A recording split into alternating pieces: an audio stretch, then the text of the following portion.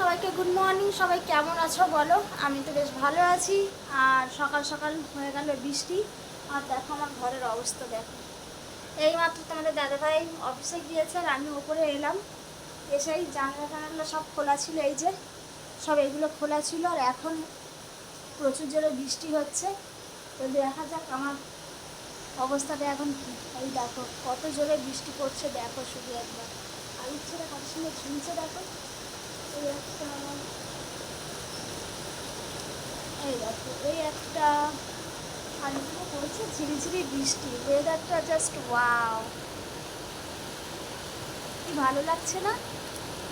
মানে ইচ্ছা হচ্ছে না যে জানালাটা দিই, এতটাই ভালো লাগছে, বিশ্বাস করো। মানে আলাদা একটা ফিলিংস। কিন্তু কি আর করা যাবে, জানালাটা তো দিতেই হবে, কারণ ঝাপটা আসছে।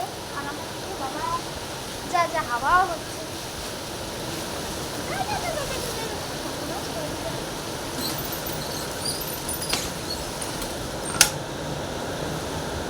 এইদিকেও সেম।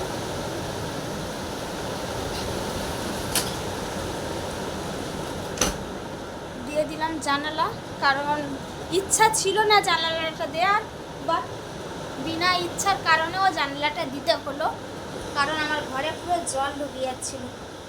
অবস্থা দেখেছো কী হয়ে আছে। এখন আমি অনেক কাজ করব। কী কী কাজ বলো তো? এখন আমি ঘরটাকে সুন্দর করে গোছাবো, ঝাড় দেবো, মুছবো। আর একটা জিনিস তোমাদেরকে তো দেখানো হয়নি, দাঁড়াও ব্যাক ক্যামেরা করি। এই যে মাছগুলোকে কালকে আলাদা করে রেখেছিলাম, আবার নোংরা করে দিয়েছে। দেখো পুরো অবস্থা কি করেছে দেখো। জলটা চেঞ্জ করবো বলে চেঞ্জ করা হয়নি। এই যে দেখো মাথা কীরকম লাল লাল মতো হয়ে গেছে।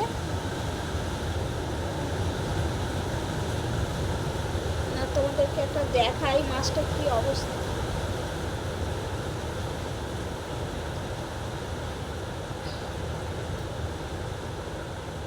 এই দেখো কেমন একটা লাল হয়ে গেছে না? জল একটু নোংরা হলেই না এরকম লাল হয়ে যাচ্ছে। তো সেই জন্য কালকে রাতেই আমি জল থেকে মানে বার করে এইটা বলে রেখেছিলাম। আর এই যে অ্যাকোরিয়াম, এই জলটা চেঞ্জ করতে হবে, তো চেঞ্জ আর করা হয়নি। তো ভাবলাম রাতটুকু এখানে থাক, তো তারপর আমি দিনেরবেলা চেঞ্জ করে দেব। তারপরে এই অবস্থা, তো চেঞ্জ করব এখন আমি জলটা। যা বৃষ্টি হচ্ছে, কি করে ছাদে যাব আর কি করে চেঞ্জ করব, ভালো লাগছে না। সেই কাল বিকাল থেকে এরকম বৃষ্টি হচ্ছে।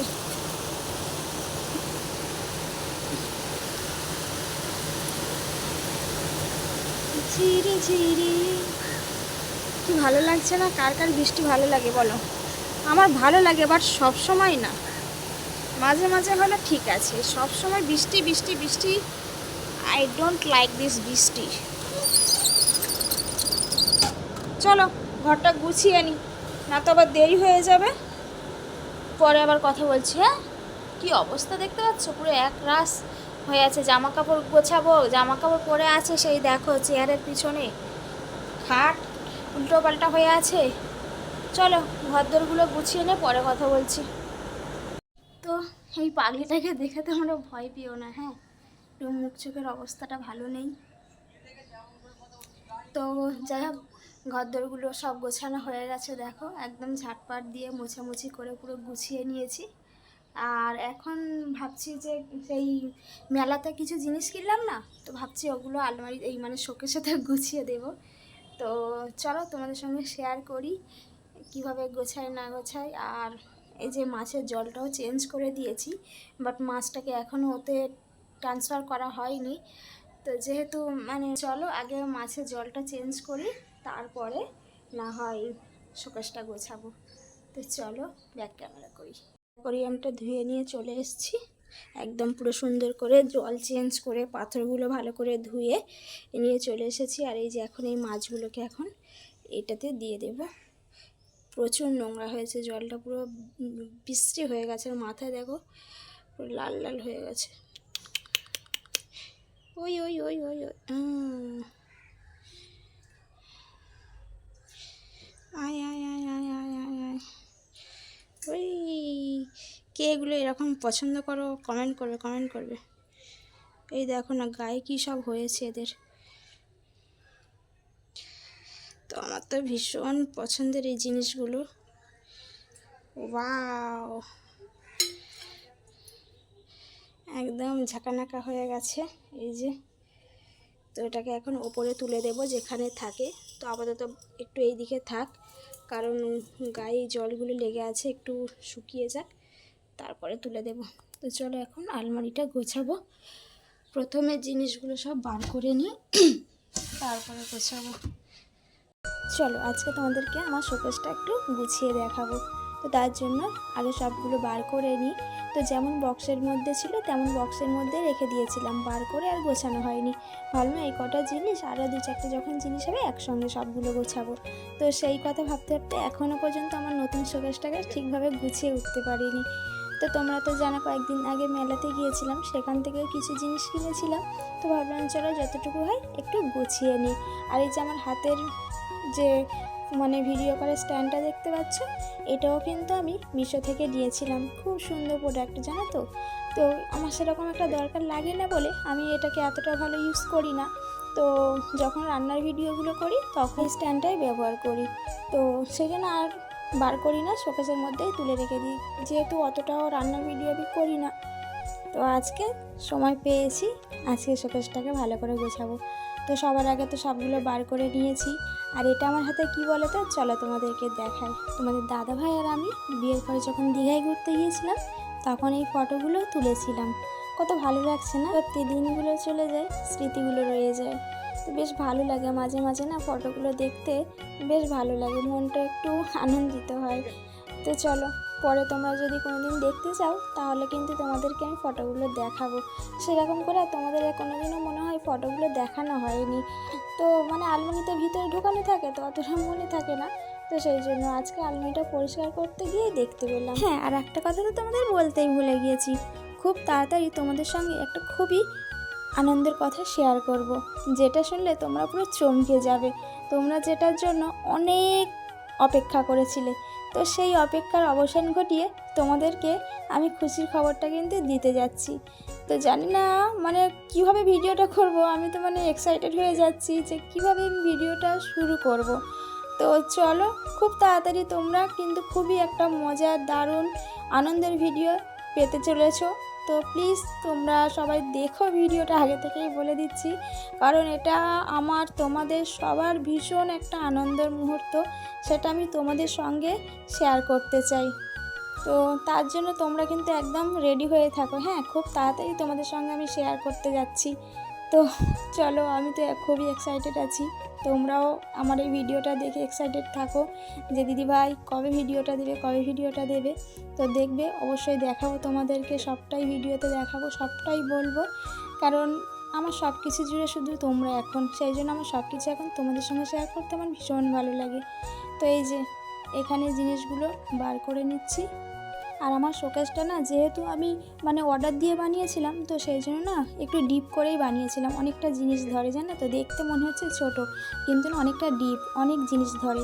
আর এই যে আমার হাতে জিনিসটা দেখতে পাচ্ছ, এই কটা শুধু কিন্তু থালাবাটি নয়, এইটা যে আমার জীবনের কী সেটা আমি কাউকে কোনোদিন বলে বোঝাতে পারবো না। যখন আমি এই বাড়িতে বিয়ে হয়ে প্রথম আসি, তখন আমার জন্মদিন মানানো হয়। আর আমার শ্বশুরমশাই তিনি কিন্তু আমাকে আর তোমাদের দাদাভাইকে এই থালা বাটি গ্লাস চামচগুলো কিন্তু দিয়েছিল খাওয়ার জন্য। তো এতে সব কিছুই দুটো দুটো আছে, শুধু থালাটা একটা আছে, কারণ থালা একটা বার করা আছে। আর বাদবাকি দুটো বাটি, দুটো প্লেট, দুটো গ্লাস, দুটো চামচ, সব দুটো করে। তো এইগুলোকে আমি যত বছর পারবো তত বছর সুন্দর করে আমি তুলে রাখার চেষ্টা করব। সত্যি বলতে বিয়ের প্রথম এসে যখন আমি এই জিনিসটা হাতে পাই, আর আমার জন্মদিনে কেউ আমাকে এত সুন্দর করে একটা জিনিস দেয়, বললে বিশ্বাস করবে না, আমি ভীষণ আনন্দিত হয়েছিলাম। কারণ আমার জন্মদিন কোনো দিনই মানানো হয়নি, তো তখনই কিন্তু আমাকে দিয়েছিল এই জিনিসটা, আর এটা পেয়ে আমি ভীষণ খুশি হয়েছিলাম। তো চলো জিনিসগুলো সব তোমাদেরকে দেখাই, আর কেমন করে গোছাচ্ছি তোমরা দেখো, কারণ আমি সেরকম ভালো একটা গোছাতে পারি না, যতটুকু পারছি ততটুকু সেরকম করে গোছানোর চেষ্টা করছি।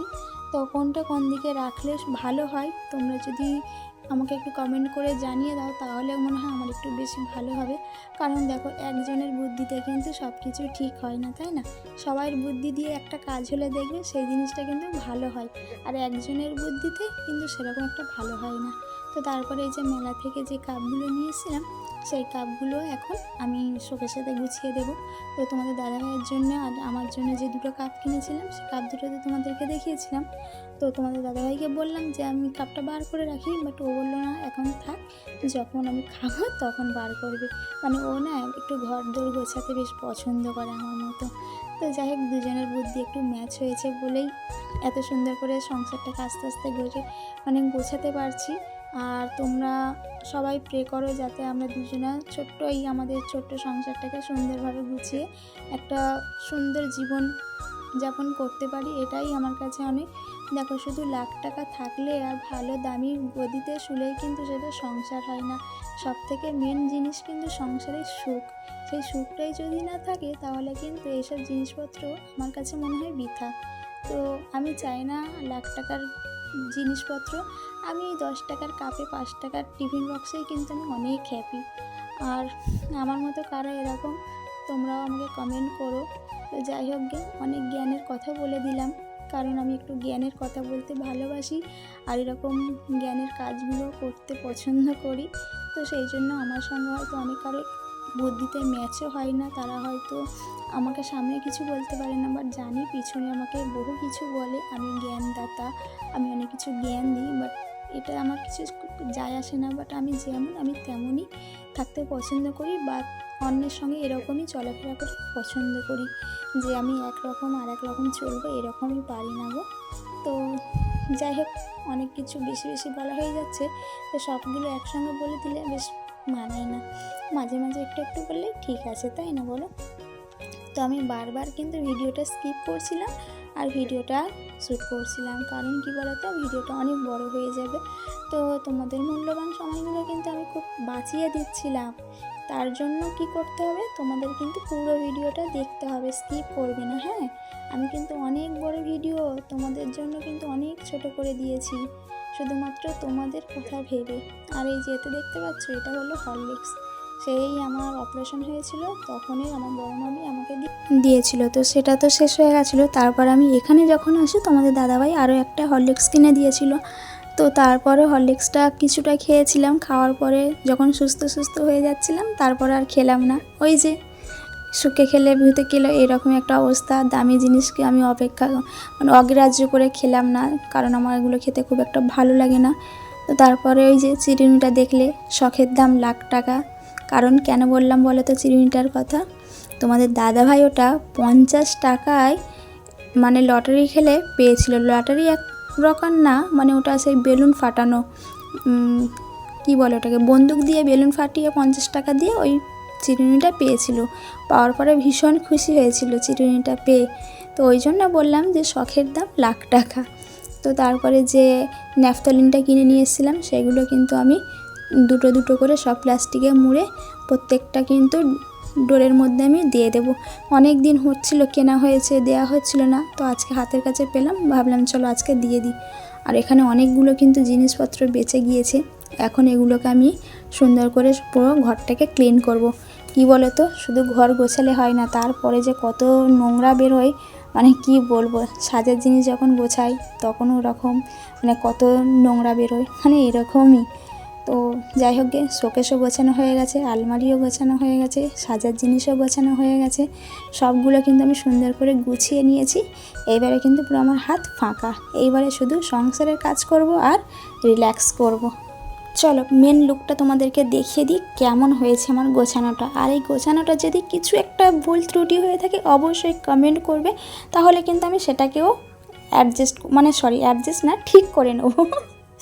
যাই হোক, কথা বলতে গেলে একটু গুলিয়ে ফেলি। তো আজকে ভিডিওটা কেমন লাগলো অবশ্যই কমেন্ট করে জানাবে।